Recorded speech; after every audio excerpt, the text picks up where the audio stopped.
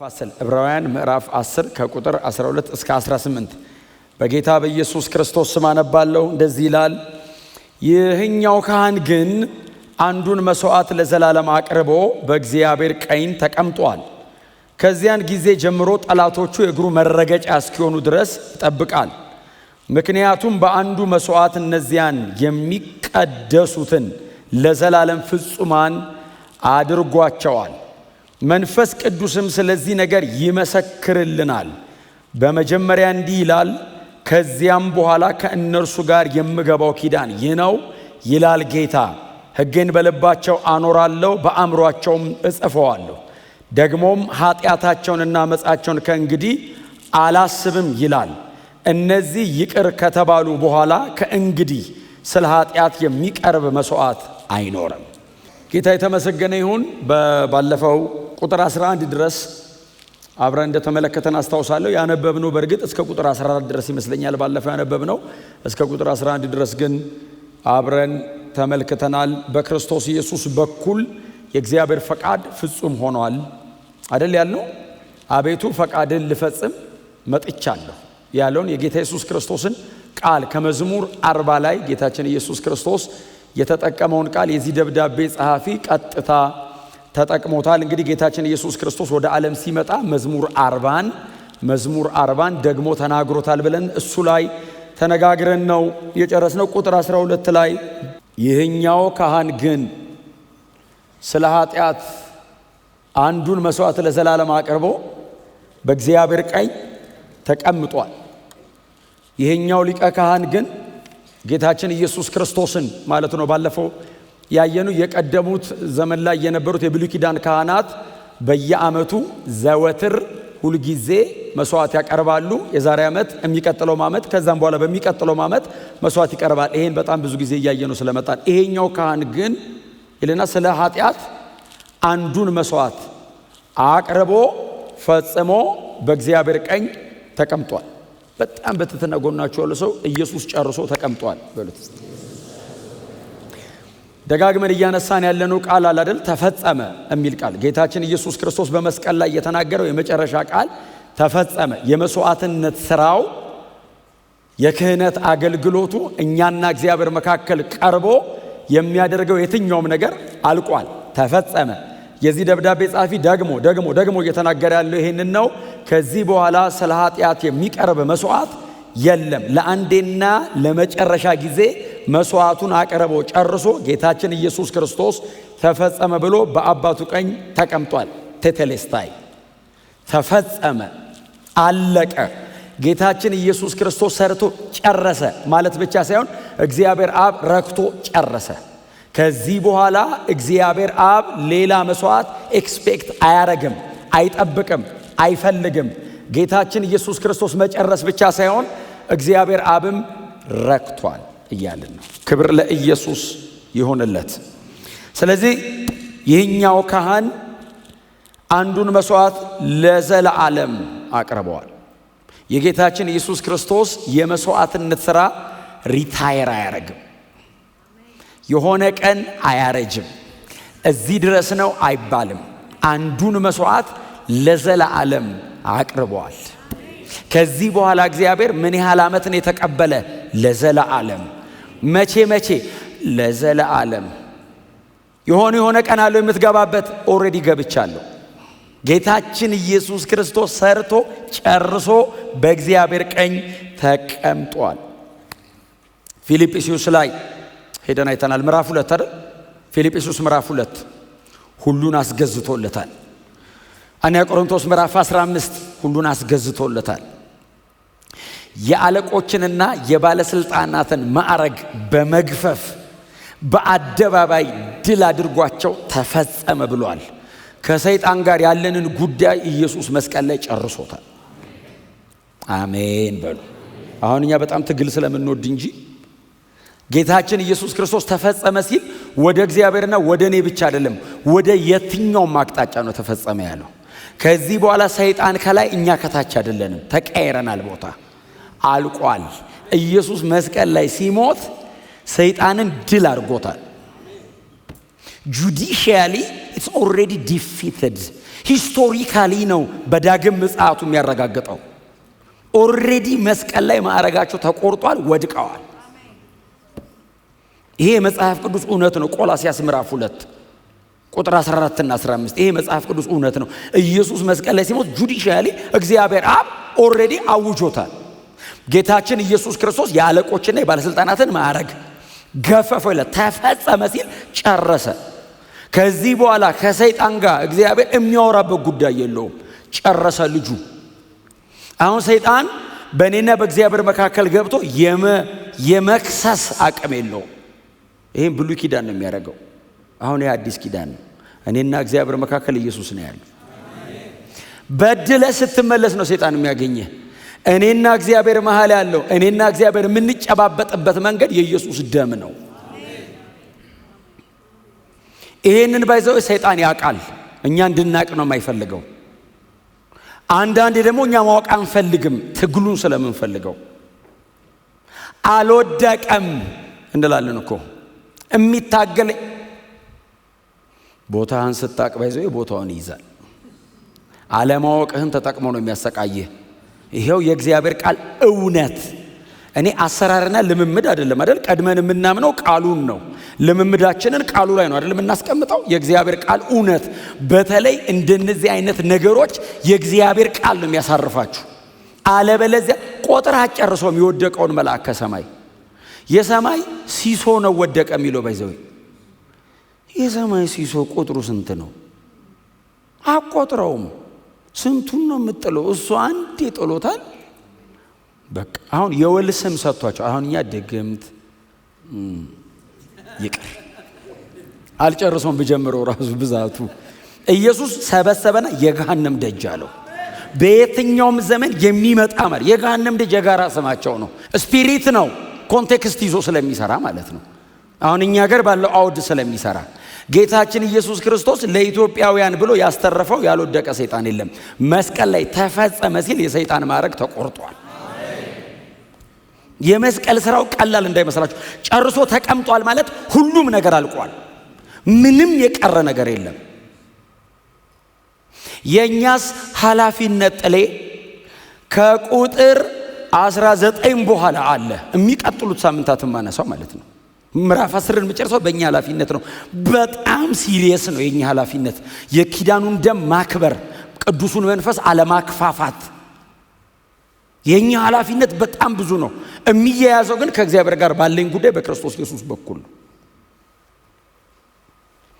ታውቃላችሁ፣ በጌታ ካልሆንክ ሰይጣን የፈለከውን ያህል ትልቅ ብትሆን አትችለው። በጌታ ካልሆንክ ይበልጣል። ምንም ቢወድቅ መልአክ ነው። በጌታ በሆንክበት ቅጽበት የምትገናኙ በክርስቶስ በኩል። አንተ በኢየሱስ ክርስቶስ ስም ስትል በኢየሱስ ክርስቶስ ስልጣን ማለት ነው። ባይዘው እኔ በኢየሱስ ክርስቶስ ስም ስጸልይ ጫማ ቀይራለሁ፣ ኢየሱስ ጫማ ውስጥ እገባለሁ። አሁን ልክ የኢየሱስን ስም ስጠራ አክት የሚያደርገው ኢየሱስ መሬት ላይ ቢኖር የሚሰራው ነው። አሁን ስልጣኑ ያንተ መሆኑ ይቀርና የጌታ ይሆናል። ስፒሪቹዋሊ ፖዚሽንድ ያደርጋል ማለት ነው። ክብር ለኢየሱስ ይሁን። እና ይሄኛው ካህን እንኳን ኢየሱስ ካህናችን ሆነ። እንኳን ለሌሎች ካህናት አሳልፎ አልሰጠን። ለደካሞቹ ለማይችሉት ከሞት በታች ላሉት እንኳን አሳልፎ አልሰጠን። እንኳን እሱ ካህናችን ሆነ። ሞትን ይዞ ገደለው። ሌሎቹ በሙሉ ሞት ነው የገደላቸው። ኢየሱስ ሞትን ገደለው። በሞት ላይ ስልጣን የነበረውን ጣለው። ሞትን መቀመጫውንም ተቀማጩንም ነው የገለበጣቸው። ዕብራውያን ምዕራፍ 2 እኮ አይተናል ስንማር። ሲሞት በሞት ላይ ስልጣን የነበረውን ሻረው። ሰገሎ አሸንፋለሁ ብሎ ተጣጥሮ ገደለው። ሰይጣን አለማወቁ ነው። ሰይጣን እስካሁን ነው የሚያውቀው። ከዚህ በኋላ ያለውን የሚያውቀው እግዚአብሔር ብቻ ነው። እና ስለማያውቅ ልግደለውና ልገላገላለ በየሙክራቡ እየገባ ያስወጣናል ብሎ ፈርቶ እኮ ነው። አላወቀም። መስቀል ላይ ሲሞት በየሙክራቡ አይደለም ዩኒቨርሳሊ እንደሚጠለው አላወቀ። ከሲስተሙ ላይ ነው የፈጠፈጠው። እንደውም በየሙክራቡ ሰርቭ ሲያደርግ እዚህ ሙክራብ ካለ እዚህ ሙክራብ ያሉትን ነው የሚያስወጣው። የሆነ ሙክራብ ሲሄድ መስቀል ላይ ሲሞት ዓለም ላይ ነው የጣለው እና ሳያቅ ስብስብ አድርገው እንደምንም የሃይማኖት መሪዎችን ሪሊጅንን የተጠቀመው ኢየሱስን ለመግደል በጣም በተቀናጀ መንገድ። እነዚህ ምንድናቸው የሚባሉት? አርኮኑ ሳይሆን አርኮንታስ ይባላል። እነሱ በቃ ተደራጅተው ሰቀሉት። በሞተበት ቅጽበት ነው የወደቀው ሰይጣን። ብሊንክ ነው ያደረገው። እንዲህ ሲል ወድቆ ማረጌስ ይላል ቆርጦታል። ጴጥሮስና ሰይጣን ቦታ ተቀያየሩ። ልክ ኢየሱስ ሲሞት ጴጥሮስ ከላይ ሆነ። ሐዋርያት ሥራ እያስወጣ ሊኖር። ክብር ለኢየሱስ ይሁን። የክርስቶስ ሥራ ይሄ ነው። የዘላለም መስዋዕት ቀርቧል። ጨርሶ በእግዚአብሔር ቀኝ ተቀምጧል። ቁጥር 13 ላይ ይቀጥላል። ከዚያን ጊዜ ጀምሮ ጠላቶቹን የእግሩ መረገጫ እስኪሆኑ ድረስ ይጠብቃል። ኦሬዲ ድል አድርጓል አለን።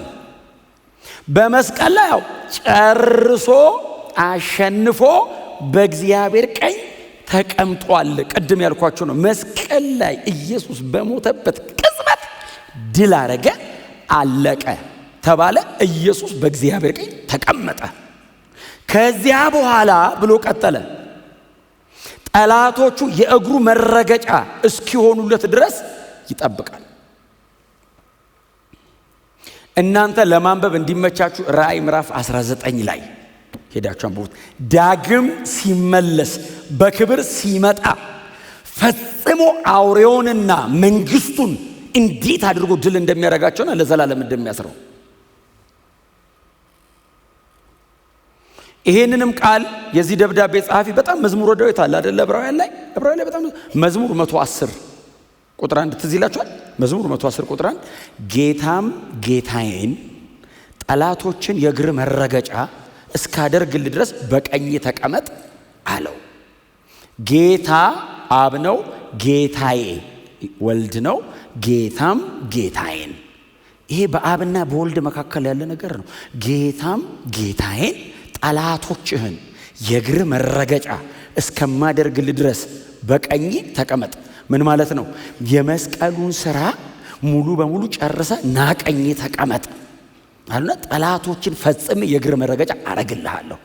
ዳዊት እየዘመረ ነው የሚተነብየው። እዩት እንግዲህ ዝማሬ ውስጥ ነው የሚተነብየው። ኢየሱስ የመስቀል ስራውን ጨርሶ በእግዚአብሔር ቀኝ ይቀመጣል። የሪዴምሽን የቤዛነቱን ስራ ይጨርሳል መስቀል ላይ። ልክ ኢየሱስ መስቀል ላይ ሲሞት እኛ ከአብ ጋር እንታረቃለን። ሰይጣን ማረጉ ተቆርጦ ይወድቃል። ይህንን አብ ጨርሳል ና ተቀመጥ አለው። አሁን ኢየሱስ ተቀመጠ አይደለም አይደል? አብ አስቀመጠው ነው። መስቀል ላይ መሞት የኢየሱስ ስራ ነው። ኢየሱስን አስነስቶ ማክበር የአብ ስራ ነው። ምክንያቱም የአዲስ ኪዳን ትምህርት ኢየሱስ ተነሳ አይደለም፣ እግዚአብሔር ኢየሱስን ከሞት አስነሳው ነው ትምህርቱ። እሱ ነው አይደል እንዴ? ሌላ ወንጌል የለም አይደል? እያወራ ያለሁት እኮ መጽሐፍ አዲስ ኪዳን አይደል? ሮሜ ምዕራፍ 8 ኢየሱስ ክርስቶስን ከሞት ያስነሳው የእርሱ መንፈስ በእናንተ በሚኖረው በመንፈሱ ለሚሞተው ሰውነታችሁ ሕይወትን ይሰጠዋል። ኢየሱስ ክርስቶስን ከሞት ያስነሳ አስነሺ አለ። አብ ነው ኢየሱስን ያስነሳው። ሲያስነሳው ደግሞ የትንሣኤ ኃይል ተጠቅሞ ነው ያስነሳው። የኢየሱስ ድርሻ ስለ እኔ ኃጢአት መሞት ነው። የአብ ድርሻ ስለ ኃጢአቴ መስዋዕት ሆኖ ያረካውን ልጁን ከሞት ማስነሳት። መቃብር ብቻ አይደለም ባዶ ያደረገው፣ ሲኦልን የቀደደው። ሰው ከሲኦል ወደ ሰማይ ዘጻት ነው ያደረግነው። ኢየሱስ ወደ አብ ቀኝ ሲሄድ ብቻውን አለ። ሲመጣ ብቻውን ነው የመጣው። ሲሄድ ይዞን ነው ሄደው። ግርግር ነው የሆነው። የአብ ቀኝ ግር ብለን የገባ ነው። አቤት የድምፅ መዓት ጸጥ ያለ ነበር። አብና ወልድ መሃል እኮ ጸጥ አያወሩም እኮ እነሱ። በሁለቱ መካከል ያለው አንድነት ልታብራራው አትችልም። ተነጋግረው አይደለም የሚግባቡት። እሱ በእኔ እኔስ በሱ እንዳለው አታምንም ይላል እኮ። አሁን እኮ በጣም የሚቀራረብ ምድር ላይ በጣም የሚቀራረብ እኮ ባልና ሚስት ነው አንድ ይሆናሉ የተባሉት። እንዴ አብና ወልድ መሃል ያለ ዋንስ ልታብራራው አትችልም። እንደዚህ አይነት አንድነት ኖሮ አያውቅም። አብና ወልድ መሃል ነው ያለው። ቀጥሎስ እኛ መሃል ነው ያለው ቸርች። እኔና አንተ መሃል ያለው አንድነት እነሱ መሃል ይኑር ብሎ ኢየሱስ ጸለየ። ባይዘው እኛ ያ አንድነት ምንድነው አይደለም ማለት ያለብህ። አሜን። ለምን ልታብራራው አትችልም። ኤክስፒሪየንስ ነው የምታደርገው። እስቲ አሜን በሏ። ኢየሱስ ልክ ሲገባ አብ ወደ ምድር ልጁን ለምንድን ነው የላከው? ይዘህልኝና ብሎት ማንን? የጠፋውን ሰው። ኢየሱስ መጣ ፈልጎ ሊጨብጠን ሲስተን እኛ ሊጨብጥ እጅ እንዲህ እንላለን።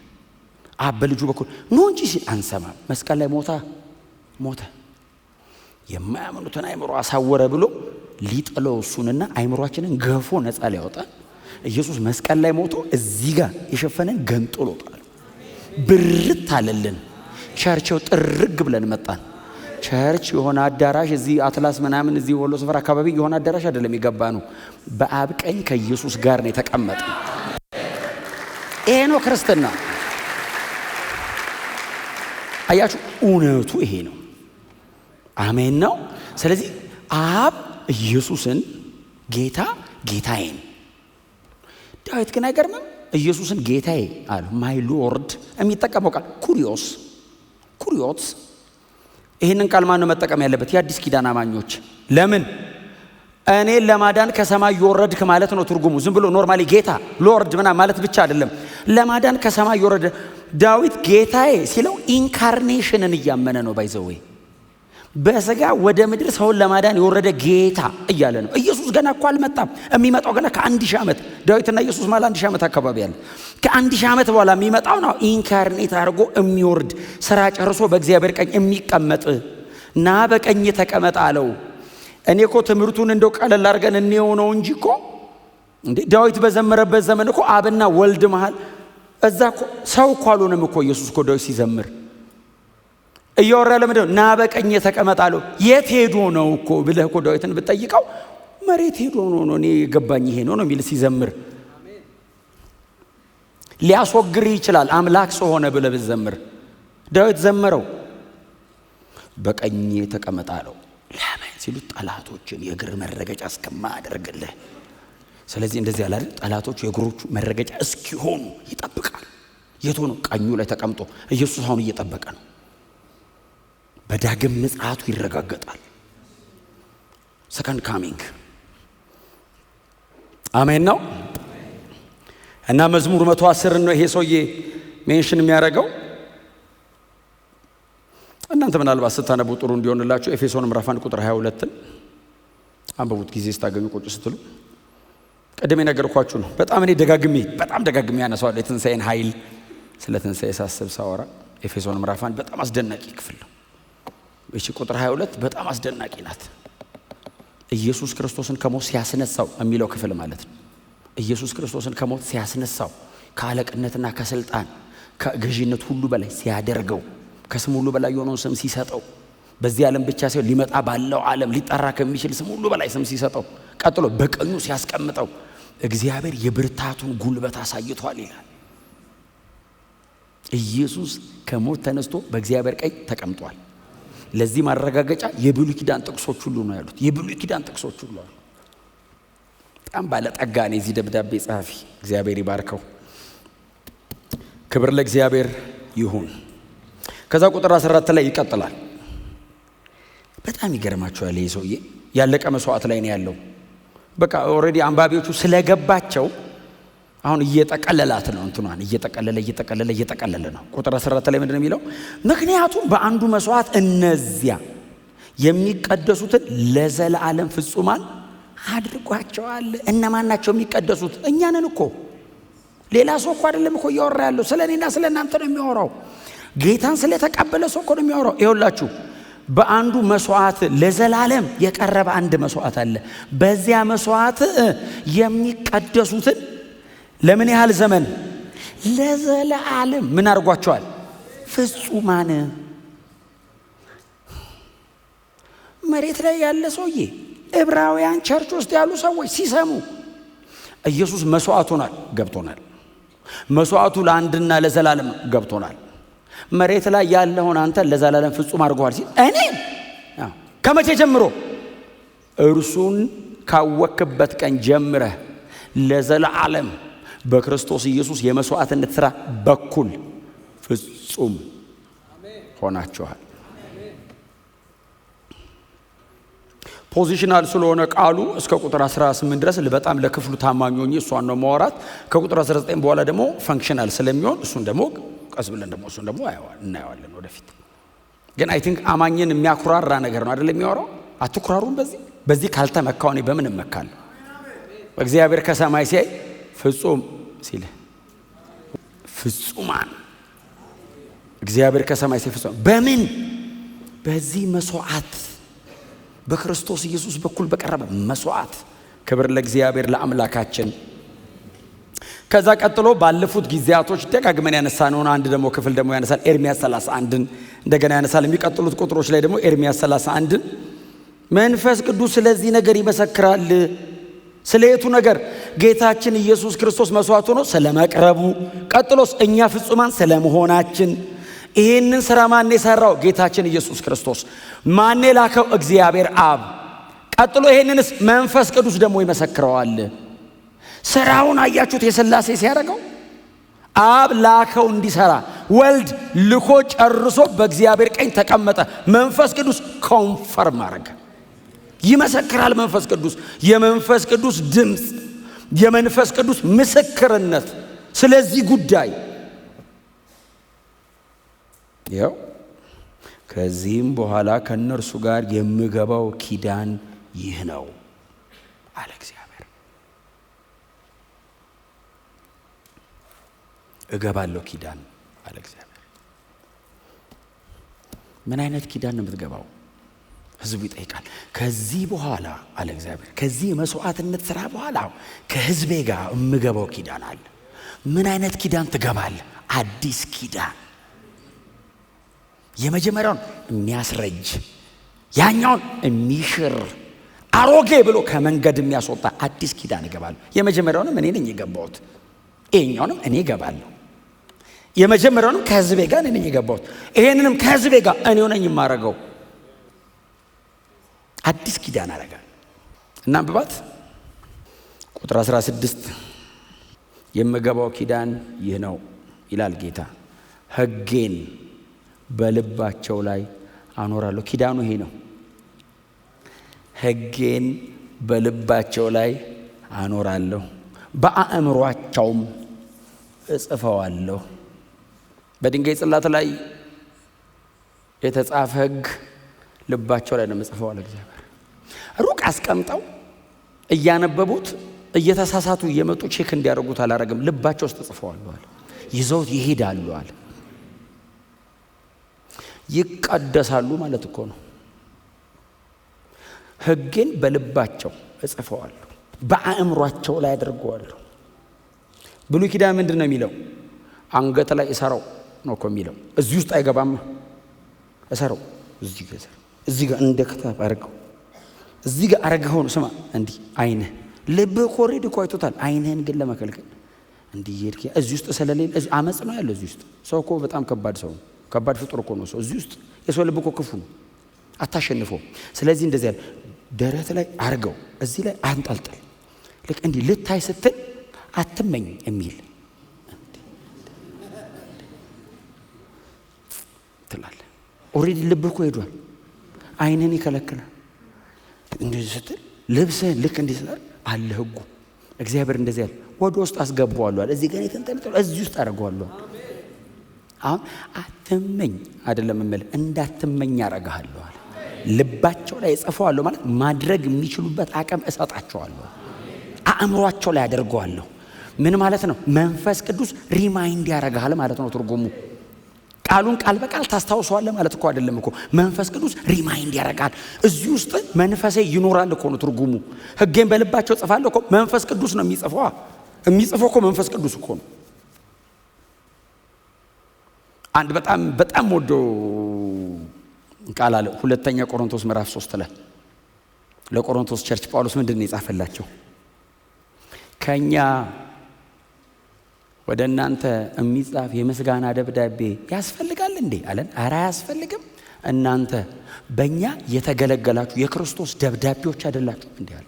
the living letters ተራማጅ መልእክት እና በክርስቶስ በእኛ ተገልግላችኋል። የክርስቶስ ደብዳቤ እግዚአብሔር ጸሐፊ እግዚአብሔር ነው አለ። እኔ እስክሪፕቶ ነኝ አለ። መንፈስ ቅዱስ ነው የሚጽፈው አለ። እኔ በእኛን የተገለገላችሁት እኔ እስክሪፕቶ ነኝ። መንፈስ ቅዱስ ጸሐፊ ነው። የክርስቶስ መልእክት ሩቅ የተቀመጠ አይደለም። ትነበባላችሁ አለ ስትራመዱ። እስቲ አሜን በሉ። የሚያይ እንዲህ ስትራመድ ጥቅስ ነው ከላይ ለሚንጠባጠበው። ነዋሪ አረጋቸዋለሁ አለ። አዲሱ ኪዳን ልባቸውና አእምሯቸው ላይ ወደ ውስጥ ነው አለ እግዚአብሔር።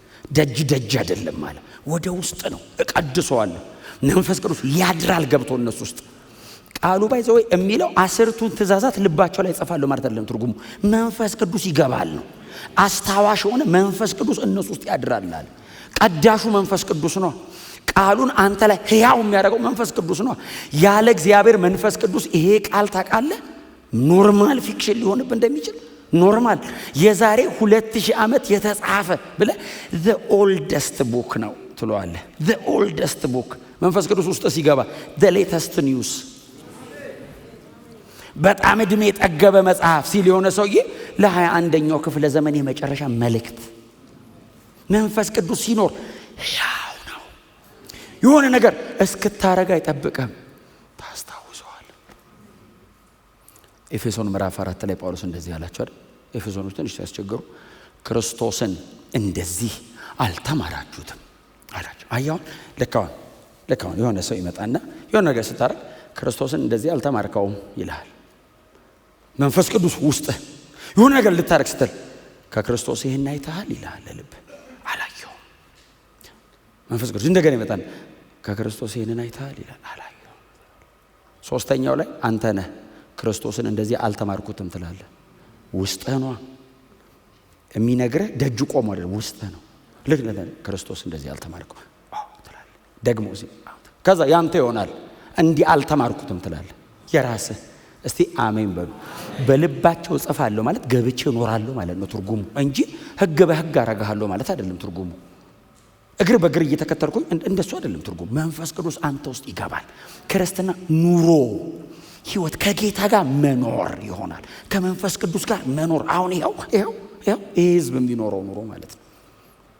ልባቸው ላይ ጽፋለሁ፣ አእምሯቸው ላይ ጽፋለሁ፣ አስቀምጠዋለሁ ውስጣው መንፈስ ቅዱስን የመሰለ ክቡር አምላክ በእውነት ጥብብ እንዳታረጉት። መንፈስ ቅዱስን እግዚአብሔር ነው እኮ መለኮት ነው ፈጣሪ። የአምላክ መንፈስ ፈጠረኝ አለ እኮ ኢዮብ። እስትንፋስ አስገባብኝ አለው። the creator god ፈጣሪ መንፈስ ቅዱስ ፈጣሪ ነው። አንተ ውስጥ ገብቶ ሲያድር የሆነች ነገር ሊያርምህ አይደለም የገባው፣ አብሮ ሊኖር ነው የገባው። አብሮ የሚኖረው እግዚአብሔር ነው። የሆነ ነገር አታርግ ሊልህ አይደለም ሊለውጥህ ነው። እውነቴን ነው የምነግራችሁ። የባህሪ የምናምን የካራክተር እንደሱ አይደለም። ያልፋል። ከዛ አንተን ነው የሚቀይርህ። ከመንፈስ ቅዱስ ጋር ስለመኖር አዲሱ ኪዳን አለ። ሩቅ ተራራ ላይ ተቀምጬ እረፉ አልልም፣ ገብቼ እኖራለሁ፣ እነሱ ውስጥ አድራለሁ። መንፈስ ቅዱስ በእኛ ሲኖር ቃሉ እንደ ወንዝ ነው ላይ የሚፈስብህ። በቃ ከረንቱ አይቋረጥም። ታውቃለህ፣ ፍሎ አይቋረጥም። ከረንት አለው፣ ዝም ብሎ ይሄዳል። እቋሪ አይሆንም። የሆነ ቦታ ተቀምጦ አልጌ ምናምን ይዞ አይበላሽም። አይ እቋሪው አይፈወስም የሚል ቃል አንብባችኋል? ሕዝቅኤል 47 ላይ ቁጥር 12 ላይ ነው። እቋሪው አይሄድማ። ሆሊ ስፒሪት እዚህ ከረንት አለው፣ ፍሎ ሕያው ነው። ኑሩ ከጌታ ጋር ትላለህ። አይ ብቻ ኢየሱስ ቤቴ ካለ እኮ ይሄ እኮ ነው ይበቃኛል እኮ አያስፈልገኝም እኮ አይደለም እኮ ባይዘው በጣም ብዙ የሚያስፈልግ እንትን አለ። ኢየሱስ ሲኖርስ ትዝ አይልህም? አሜን። ሰው እኮ ኪሱ ሞልቶ እኮ ላይ ዘምር ይችላል። ባዶ ኪሱንስ እያሸበሸበ እንደኔ ማን ነው የኔስ ልዩ ነው ይላል። ምንም እኮ የለውም እኮ አንተ ምን አለ ስትለው ጌታዬ። አይ ሪል ክርስትና ይሄ ነው። ኤክስፒሪየንስ ከጌታ ጋር መኖር፣ ከኢየሱስ ጋር መኖር። እውነቴን ነው። ላጽናናችሁ እኮ እንዳይመስላችሁ ትሩዝ እውነት ነው። ይሄ ባይዘ እየነገርኳችሁ ያሉት አዲሱ ኪዳን ነው። አንተ ውስጥ እግዚአብሔር ይኖራል። እግዚአብሔር እኮ እናንተ ውስጥ አለ። ቀላል ሰዎች አይደላችሁም። መለኮት አንተ ውስጥ አለ። አሁን ማ እንዳለ ካላወቅኩ ነው ባይዘው ወይ ኖርማል ሆነው እግዚአብሔር አብሮ ሲኖር አብሮ ያለው ማን እንደሆነ ስታቅ አረማመድ ይቀየራል። አጠገብ ላለው ሰውዬ እንትናን ታውቀዋለህ አይደለም የምትለው ሃምብል ነው የሚያደርግ። ባይዘው እግዚአብሔር ውስጥ ሲኖር ትዕቢተኛ አያደርግም። ትሁት ነው። ሰው ስታቅ ነው በጣም ፕራይድ ውስጥ የሚገባው። መንፈስ ቅዱስን ስታቅ ሃምብል ነው የምትሆነው። ዝቅ ያደርጋል። ለሰው የምትኖር ምናምን ዝቅ ያለ ሲምፕል ትራንስፓረንት። ምን ነው ሲምፕል ሆንክ ይሏል። ጌታን አይቼ ኢየሱስ አጠገብ ያለ ስትል የትኛው ኢየሱስ? የተሰቀለው። መቼስ የተዋረደውን ክርስቶስ እያየህ ሌላ መሆን አይቻልም። ሃምብል ነው የሚሆነው ክርስቲያን ሲሆን ሃምብል። አሜን ነው። አዲሱ ኪዳን እሱ ነው። ፓኬጅ ነው። ግን እኔ አብሬያቸው እኖራለሁ ብቻ አይደለም ያለው። ከዛስ ኃጢአታቸውን እና አመፃቸውን ከእንግዲህ አላስብም። ከባድ ቃል ነው። ኃጢአታቸውን ሲያረጉ የኖሩትን ማመፅ ባይዘው ማመፅ ድንገት አይደለም፣ ኢንቴንሽናል ነው። ማመፅ ተደራጅተ ነው። ሰው ታውቃለህ፣ ተደራጅቶ ነው እግዚአብሔርን የበደለው። አምልጦት አይደለም፣ አቅዶ ነው። አውቆ በበላው እንደሱ እሆናለሁ እንደሱ መሆን ማለት ብሎ ነው የሰራው ሰው ኃጢአት ባይዘው አይደል። ዘፍጥረት 3 ላይ እኮ ድንገት እንትን መስሎኝ በላሁ አይደለም፣ አውቀን ነው የበላ ነው። በእውቀት ነው። ለዛ ነው እግዚአብሔር ፔናልቲውን ሲሪየስ ያደረገው። እግዚአብሔር መጣና እንደዚህ አለ፣ የተደራጀን አመፅ ነው ይቅር ያልኩት አለ። መተው እኮ ብቻ አይደለም አላስበውም አለ። በጌታ ስትሆን ያንን አላስበው ረስቼዋለሁ አይደለም። እግዚአብሔር መርሳት አይችልም በባህሪው። ለዘላለም ነው የሚያውቀው። ረሳሁ አይደለም ሳይት እዛ አይለኝም። እስቲ አሜን በሉ። እንዲህ ሳይህ መጣ ደግሞ አይደለም አይልም እግዚአብሔር። ሰው ባይዘው የዛሬ 10 ዓመት የሰራሃትን ተለውጠ በጣም ጥሩ ሰው ሆነ ተቀይረ ሲያይ ተውክ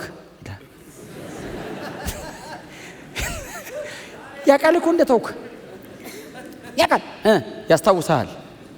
ተውክ። እግዚአብሔር ሲመጣስ አላስበውም። ምኑን?